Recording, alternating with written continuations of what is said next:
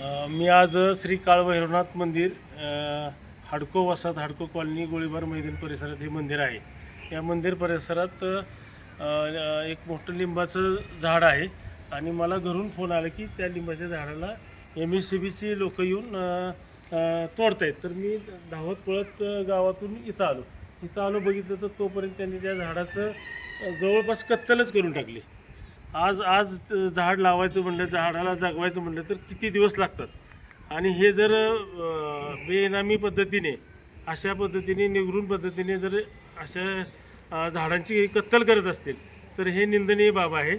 तर हे यासाठी MSCB नगरपालिका यांनी अशी टेक्निकल टीम नेमून बाबा पावसाळ्याचे दिवस सुरू होणार तर बाबा कुठल्या झाडाची फांद्याचं काय करायला पाहिजे, कुठं धोका नागरिकांना निर्माण होणार नाही, टेक्निकल लोक पाठवून त्यांना ते दाखवून त्या पद्धतीने झाडाचं कटिंग होणं आवश्यक होतं.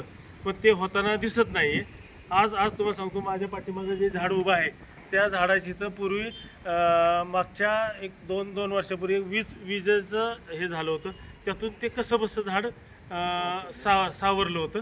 त्यानंतर त्या झाडाला भिरूड लागल्यानंतर सुद्धा त्याला ट्रीटमेंट आम्ही सगळ्या नागरिकांनी त्या झाडाला केली. त्या ट्रीटमेंटमधून ते कसं बसं जगून आज ते बहरत होतं. आणि त्या झाडाची अशा पद्धतीने कत्तल करण्याचा प्रयत्न झाला तो निंदनीय आहे. आणि मला ह्याच्यातून एकच आव्हान करायचं की ह्या लिंबाच्या झाडाबाबतीत जे घडलं ते गावातील झाडाबाबतीत घडू नये.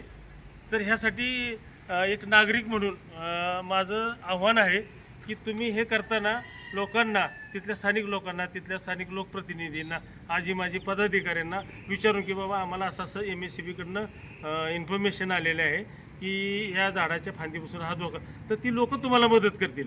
त्या लोकांच्या मदतीने तुम्ही ह्याचं निवारण करू शकता. पण ते न करता तुम्ही म्हणजे दादागिरीच्या भाषेतच सांगायचं म्हटलं तर तुम्ही कुणालाही विश्वासात न घेता हा प्रकार करत आहात. हा प्रकार चुकीचा आहे. आणि ह्याचं तुम्हाला शासन स्तरावर सुद्धा आम्ही इथल्या लोकप्रतिनिधींना, नंतर नगरपालिकेला, संबंधित NGOला आम्ही ह्याची पूर्वकल्पना देऊन आम्ही तक्रार करण्याच्या मनस्थितीत आलेलो आहोत.